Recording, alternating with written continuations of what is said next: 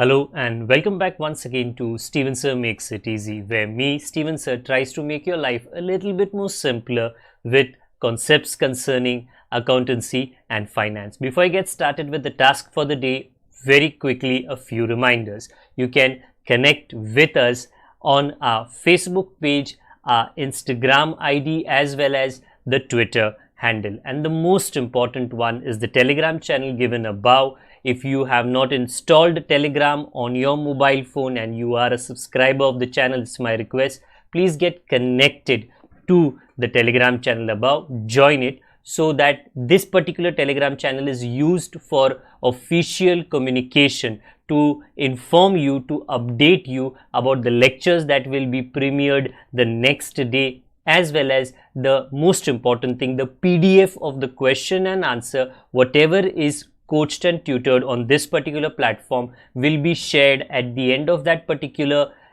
chapter, so that you can download it and use it for your future reference basis. Also, if you do intend to purchase the textbook from which the necessary questions are explained during the various lectures, the purchase link is provided in the description of every lecture. And most importantly, if you have missed out the past tense, that is the last lecture, there is an I button given above. Please click it, watch that particular lecture, and then you can come here. Very importantly, at the end is, if you have not subscribed to our YouTube channel, please do make that a task for the day and subscribe to our channel, and together with that also press the bell icon so that Mr. YouTube notifies you about lectures which are uploaded on this particular platform. That's as far as the reminders are concerned. Let me get started with today's lecture. Hello and welcome back to Steven sir makes it easy, जहाँ पे आज हम the economy of Maharashtra, ये obviously economics के subject में एक विषय है, एक टॉपिक है जो हमने पिछली बार स्टार्ट किया था। आज हम इस महाराष्ट्र स्टेट के एक सेक्टर के ऊपर, एक हिस्से के ऊपर ध्यान देंगे और उसमें क्या परेशानियां हैं और उसके लिए क्या क्या सॉल्यूशन सरकार अपनी तरफ से अपनी पूरी कोशिश कर रही है। तो पिछली बार महाराष्ट्र स्टेट और महाराष्ट्र स्टेट के डिविजन्स को हमने समझा कि इसे 6 हिस्सों में बांटा गया है, ताकि उसके ऊपर सरकार जो एडमिनिस्ट्रेटिव का काम है वो अच्छी तरीके से कर सके। आज जो हमारा ध्यान है वो उसके एग्रीकल्चरल सेक्टर के ऊपर है, जो खेती बाड़ी का सेक्टर है। अब जब मैं खेती बाड़ी कहता हूँ, ये ऐसा नहीं है कि सिर्फ जो खेत है और वहाँ पर बीज बोया जा रहा है या कोई तरह की कल्टीवेशन को किया जा रहा है, वो तो प्राइमरी चीज़ होती है, but agriculture and allied activities. अब ये एलाइड एक्टिविटीज़ का मतलब क्या होता है? सिर्फ खेत में जो उपज पैदा होती है, जो प्रोडक्शन या कल्टीवेशन होता है, वो करना अहम बात है, बट उसके साथ में उसको प्रोसेस करना, उसको ट्रांसपोर्ट करना, उसको वेयरहाउस करना, उसको मार्केट करना और उसको कस्टमर तक पहुंचाना, ये भी अहम बातें होती है। तो ये हो जाती है एलाइड एक्टिविटीज़, जुड़ी हुई चीज़ें। तो जब हम एग्रीकल्चरल सेक्टर कहें, ऐसा ही तस्वीर आपके दिमाग में मत रखना, इसके अलावा काफ़ी चीज़ें हैं जो इसके साथ में या इसके कनेक्टेड या जुड़ी हुई है। जैसे मेरे ऊपर आप देख सकते हो, horticulture, food processing, animal husbandry, fishing, contract farming और सेरिकल्चर। ये कल्चर थोड़े थोड़े अलग अलग चीज़ें हैं, बट ये समहाउ एग्रीकल्चर से या तो नज़दीक या तो दूर दूर तक रिश्ता ज़रूर रखते हैं।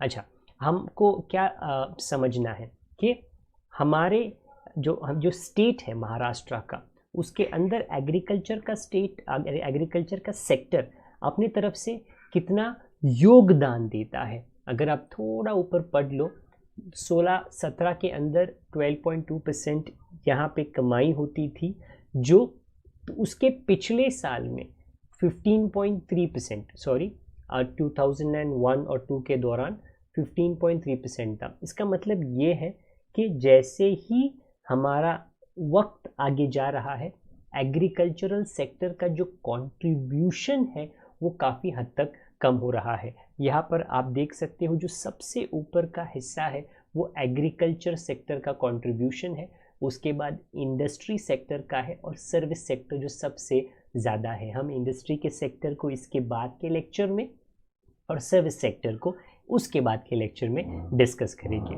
आए हम एग्रीकल्चरल सेक्टर को थोड़े और बारीकी से समझने की कोशिश करें। एग्रीकल्चरल सेक्टर के अंदर तकलीफ़ें क्या हो रही है। आपने जनरली या काफ़ी बार ये सुना होगा फार्मर्स सुसाइड, और कुछ ऐसे प्रांत है, कुछ ऐसे हिस्से हैं महाराष्ट्र के अंदर जहाँ पर सूखा लगभग पूरे साल रहता है और उसके वजह से वहाँ पर कोई भी उपज या कोई भी तरह का कल्टीवेशन नहीं हो पाता है, और उस वजह से वहाँ पर जो खेती बाड़ी करने वाला किसान है, अगर उसने किसी से भी एक ऋण या कर्जा लिया है वो उसे चुकता नहीं कर पाता है और खुदकुशी सुसाइड का मामला काफ़ी हद तक या उस लेवल तक वो पहुंच जाता है। तो ऐसे जो तकलीफ़ें हैं एग्रीकल्चरल सेक्टर में वो हम थोड़ा थोड़ा करके पढ़कर समझने की कोशिश करेंगे कि ये जो तकलीफ़ें हैं ये हो क्यों रही है। तो सबसे पहला, decrease in the average size of land holdings leads to low farm productivity. Just to make it simple to you, आपको सरल भाषा में समझाने के लिए, अगर विदेशों में काफ़ी ऐसे देश है जहाँ पर जब जो जो जो किसान होता है, अच्छा, उसके परिवार में, क्योंकि वो हाईली मैकेनाइज्ड है, मैकेनाइज का मतलब क्या है, वहाँ पर मशीन्स या इक्विपमेंट का इस्तेमाल ज़्यादा किया जाता है, तो खेतों का जो साइज़ है वो काफ़ी बड़ा होता है, और क्योंकि काफ़ी बड़ा होता है वहाँ पर उत्पादन, वहाँ पर कल्टीवेशन ज़्यादा होता है। हमारे यहाँ पर खास करके महाराष्ट्र के अंदर हुआ क्या है, ये जो लैंड का साइज़ है वो थोड़ा थोड़ा करके छोटा होते जा रहा है। अभी ऐसा नहीं है कि अच्छा मतलब सर ये जो आप पीछे दिखा रहे हो लैंड ये गायब हो रहा है, नहीं ऐसा नहीं है।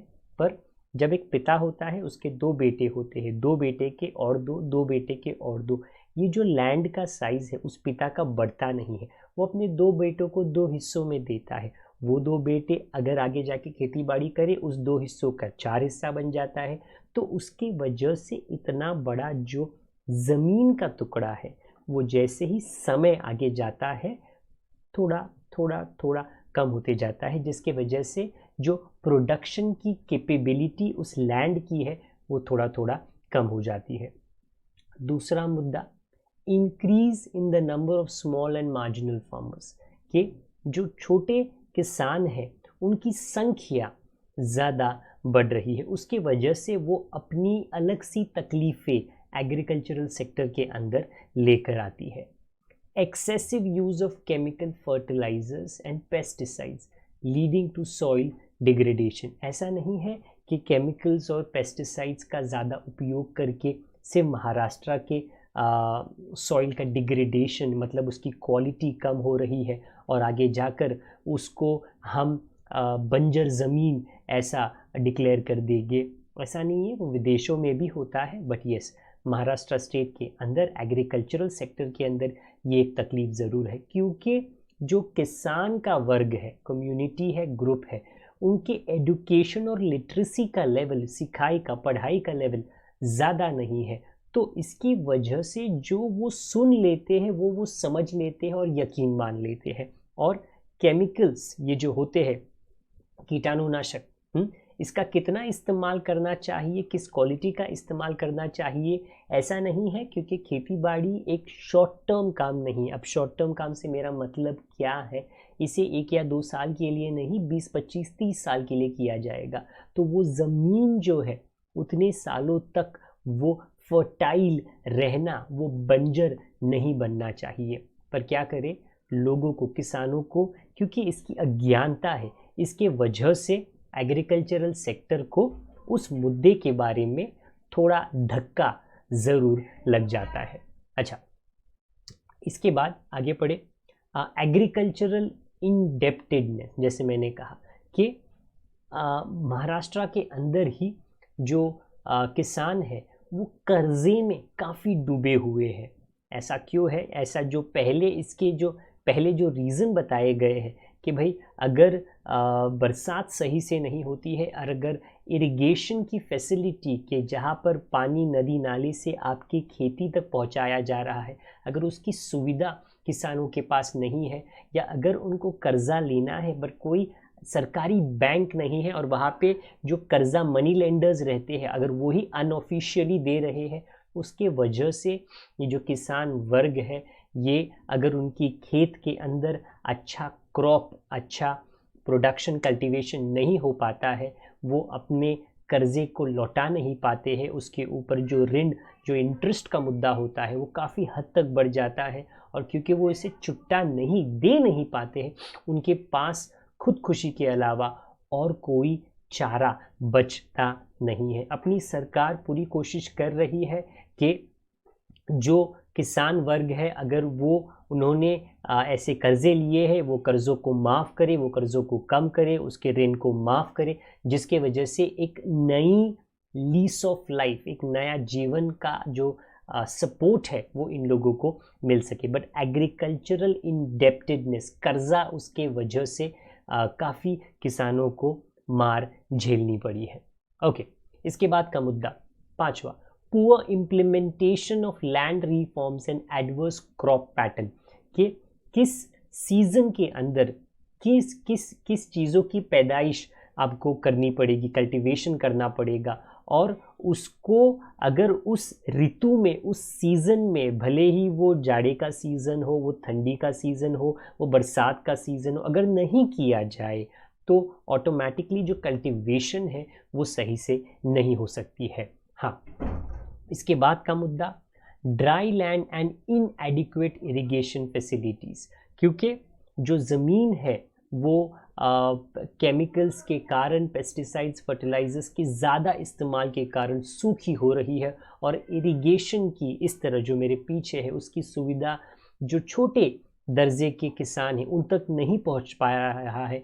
ये तकलीफ़ आगे जाकर एग्रीकल्चरल सेक्टर में कंपाउंड हो रही है, बड़ी हो रही है। इसके बाद लैक ऑफ कैपिटल, मतलब क्या है कि ऐसे किसान ज़रूर है जो कहने के लिए किसान है बट घर, पैसा और जायदाद काफ़ी हद तक है, बट यहाँ पर उन किसानों की बात नहीं हो रही है जो स्मॉल एंड मार्जिनल किसान है, जिनकी कमाई ज़्यादा नहीं है।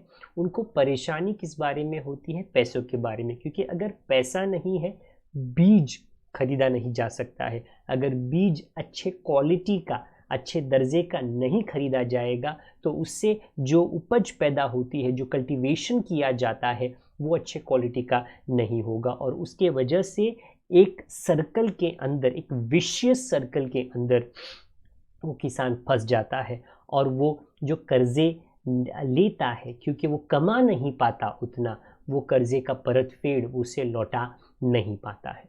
अगला, improper implementation of rural development plans, जो गांव का इलाका है उसके लिए सरकार जो शहरों में बैठी है, बड़े बड़े दफ्तरों में बैठी है, बड़े बड़े मिनिस्टर्स ने पेपर पे उन्होंने कायदे कानून बना दिए, उन्होंने कायदा बनाया किसानों के लिए, उनकी बेहतरी के लिए, उनके विकास के लिए, बट अनफॉर्चुनेटली वो मिनिस्टर जो एक एसी के दफ्तर में बैठा है किसी बड़े मुंबई शहर के अंदर, वो ये बिल्कुल नहीं जानता है कि कागज़ पे जो कायदा उसने बनाया है जो किसान की भलाई के लिए है, क्या वो किसान की भलाई सच में कर रहा है कि नहीं, क्योंकि उसके और किसान के बीच का जो दायरा है वो काफ़ी है, और उसके बीच में काफ़ी लोग आते हैं जिनको मिडिलमैन कहा जाता है। और अगर सरकार 100 रुपये किसान के लिए देती है, किसान के हाथ में 1 रुपया पहुंच पाता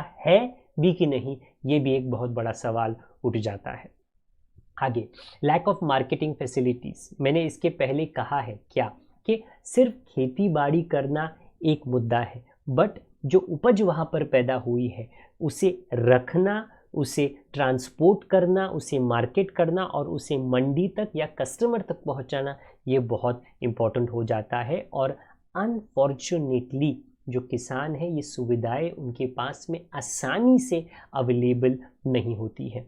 और लास्ट का, इम्पैक्ट ऑफ क्लाइमेटिक चेंज, जो हमारा वातावरण है, जो हमारा एटमॉस्फेयर है, जो हमारा क्लाइमेट है, वो काफ़ी हद तक बदल रहा है। ये कहा जाता है कि आने वाले सालों में जो वर्ल्ड टेम्परेचर है वो 1 डिग्री, 2.5 डिग्री, 2 डिग्री से बढ़ जाएगा। अभी आप में से काफ़ी लोगों को अगर इसके बारे में ज्ञान नहीं है, आप कहोगे सर चल जाता है ना, कभी 30 होता है, कभी 40 होता है, 1 डिग्री बढ़ने से क्या होता है? नहीं जी, जो क्लाइमेट है, मैं इसके पहले भी और पिछले लेक्चर में भी मैंने कहा था, इम्बैलेंस, अगर ये टेम्परेचर में जो पूरे इस विश्व का है बढ़ता है, there are polar ice caps, जहाँ पर बर्फ़ जमा है, अगर वो बर्फ़ पिघलती है तो ऑटोमेटिकली कुछ ऐसे देश है जो समुद्र में बह जाएंगे क्योंकि जो पानी का लेवल है वो 1 डिग्री पूरे विश्व के लिए बड़ी मायने रखती है। तो ये जो क्लाइमेटिक चेंज है पूरे विश्व में और महाराष्ट्र में भी इसका प्रकोप, इसका जो असर है वो दिख रहा है और इसकी वजह से एडुकेशन और उसके लिए पॉलिसीज़ बनाना ये हम जैसे लोगों का काम और सरकार दोनों का मिलकर ही ये चीज़ों के बारे में कोई समाधान ढूंढा जा सकता है। अभी के लिए हम ये समझने की कोशिश करेंगे कि हमारी जो सरकार है उन्होंने अपनी तरफ से क्या क्या चीज़ें, कौन से प्रोग्राम्स एंड प्लान्स इन तकलीफ़ों को दूर लेकर जाने के लिए किया है। आइए पढ़े। सबसे पहला, distribution of quality seeds eight reasonable rate. सबसे पहला, किसान को क्या ज़रूरत है? बीज, और वो अच्छा होना चाहिए। तो सरकार ने अपने अपने डिस्ट्रीब्यूशन सेंटर्स में ये जिम्मेदारी हम उनके ऊपर ली है कि जो किसान जिनको इसकी ज़रूरत है, आवश्यकता है, उनको क्वालिटी सीड्स ज़रूर मिल सके। Increase number of outlets for fertiliser and pesticides distribution, क्योंकि अगर एक किसान को कीड़ों मकोड़ों से अपने फसल को बचाना है, उसे किलोमीटर चल कर जाना पड़ता है वो फर्टिलाइज़र को, वो पेस्टिसाइड को खरीदने के लिए। तो सरकार अपनी तरफ से पूरी कोशिश कर रही है कि अलग अलग जगहों पर जहाँ पे किसानों को उसका जो सपोर्ट है, उसकी जो सप्लाई है, ज़्यादा दूर जाकर नहीं पर जल्दी से मिल सके। डेवलपमेंट ऑफ इरिगेशन फैसिलिटीज़, ये सरकार अपनी तरफ से पूरी कोशिश कर रही है कि नदी नाले और जो बांध बनाए जाते हैं उसके द्वारा पानी जो है सारे खेतों में पहुंचाया जा सके, जिसके वजह से पानी की किल्लत किसानों को ना हो। Electrification of agricultural pumps and efforts to provide electricity on demand. देखिए, पानी तो पहुंचाया जाएगा बट कभी कभी पंप्स का इस्तेमाल भी करना पड़ता है फोर्स को बढ़ाने के लिए। अभी अगर किसान के पास में पैसा ही नहीं है या पैसा है, पंप है, बट देन उसके तालुका तक, उसके गांव तक इलेक्ट्रिसिटी, बिजली ही पहुंची नहीं है, तो वो क्या कर पाएगा? अगर आपके पास में एक स्मार्टफोन हो और स्मार्टफोन आप चार्ज ना कर पाओ तो बैटरी ख़त्म होने के बाद आप क्या करोगे?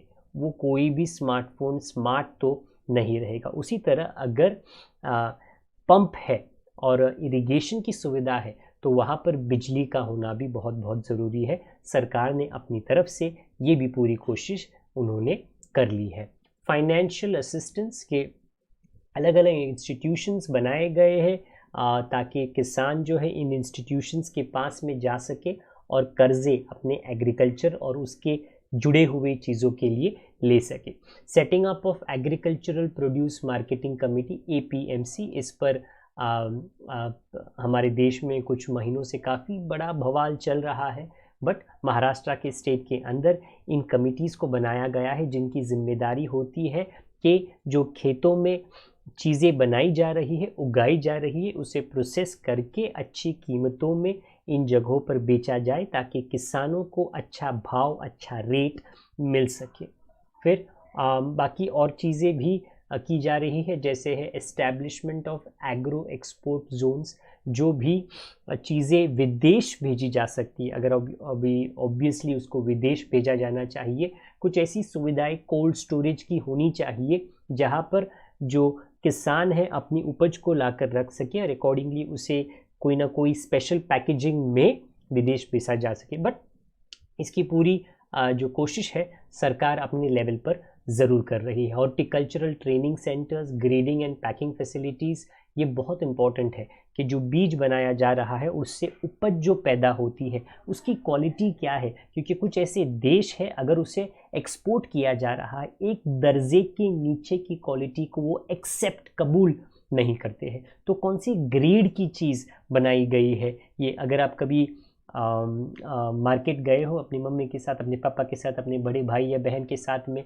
और अगर आप एप्पल खरीदने गए, वैरायटी मिलती है उसके अंदर, कोई काफ़ी कीमती रहता है, महंगा रहता है, कोई थोड़ा सस्ता रहता है, वो ग्रेडिंग करके बताया जाता है। सो काफ़ी चीज़ें, वेदर आप चावल खरीदने गए वो भी ग्रेड्स में अवेलेबल रहता है, आप तेल खरीदने जाते हो वो भी अलग अलग प्राइसेस में अवेलेबल रहता है। तो ये ग्रेडिंग की सुविधा सरकार किसानों को देती है।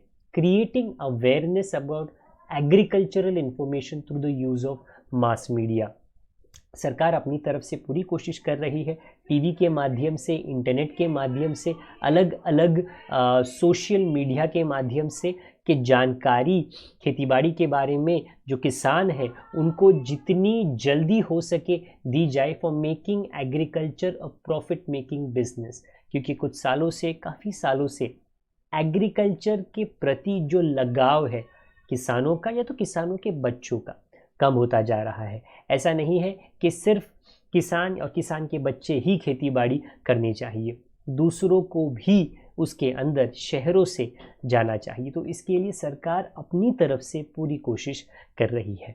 ये थी एग्रीकल्चर की परेशानियां और उस परेशानियों को दूर करने के लिए हमारी सरकार की कोशिशें। आशा करता हूं कि आपको ये वाला जो सेक्टर है इसकी जानकारी मेरे द्वारा मिल गई है, थोड़े सिंपल भाषा में। आज के लिए इतना ही रखते हैं। अगली बार जब मिले इंडस्ट्री के ऊपर हम चर्चा करेंगे और ऐसे ही परेशानियां और उसके लिए जो हल ढूंढा जा रहा है वो हम डिस्कस करेंगे। अगर कोई परेशानी आपको हो, कमेंट बॉक्स का इस्तेमाल आप कर सकते हो। अगर आप हमारे पुराने मित्र हो तो शेयरिंग ज़रूर करें। शेयरिंग किसका? लेक्चर के लिंक्स का। और अगर आप नए हो तो सब्सक्राइब बटन और नोटिफिकेशन के आइकन को ज़रूर दबाएं। मैं आपसे जल्द ही मिलूँगा इस चैप्टर के अगले पड़ाव के साथ में। तब तक के लिए आप अपना ख्याल ज़रूर रखिए, बड़ों का, छोटों का, परिवार वालों का, सभी का ख्याल रखिए। Good day to all of you. God bless. Bye for now.